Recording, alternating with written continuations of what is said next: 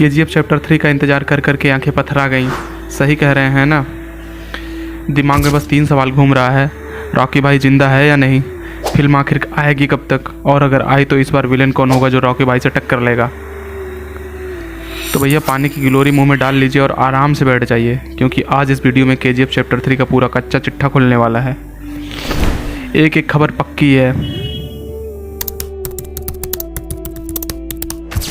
तो सबसे पहला बड़ा सवाल है, क्या केजीएफ 3 बन रही है? तो सुनिए, ये बात एकदम पत्थर की लकीर है। फिल्म 100% बन रही है। खुद रॉकिंग स्टार यश ने वादा किया है और कहा है कि वादा किया है तो निभाना पड़ेगा।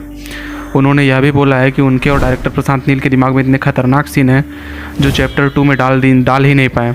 तो भौकाल तो मचेगा, ये तय है। अब आते हैं दूसरे सबसे बड़े कन्फ्यूजन पर, रिलीज़ डेट। पहले खबर थी 2025 में आएगी, लेकिन गुरु अब वो मुश्किल है। क्यों? अरे क्योंकि अपने रॉकी भाई यानी यश अभी 2 बड़ी फिल्में टॉक्सिक और रामायण में एकदम बिजी हैं।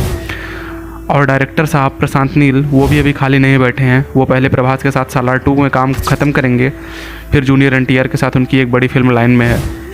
तो इन सब फिल्मों को देखते हुए केजीएफ चैप्टर 3 की गाड़ी 2025 में तो स्टेशन नहीं पकड़ पाएगी।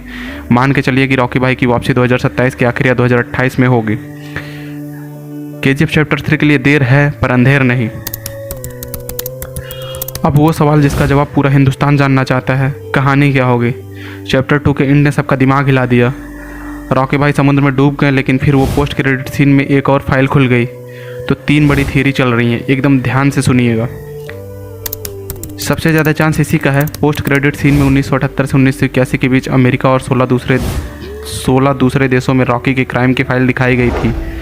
हो सकता है चैप्टर 3 में हमें यही कहानी देखने को मिले कि कैसे रॉकी भाई ने पूरी दुनिया में अपना साम्राज्य फैलाया।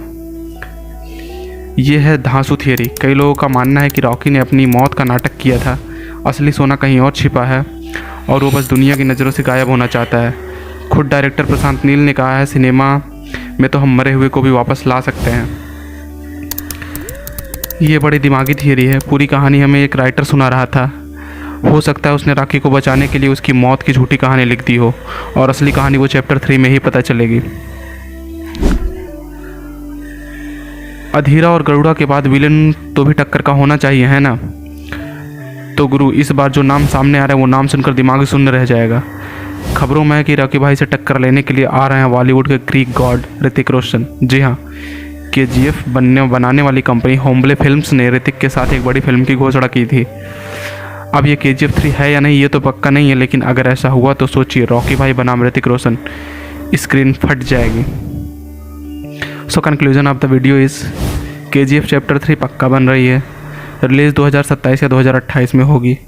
कहानी या तो फ्लैशबैक होगी या रॉकी भाई जिंदा लौटेंगे और विलेन ऋतिक रोशन हो सकते हैं।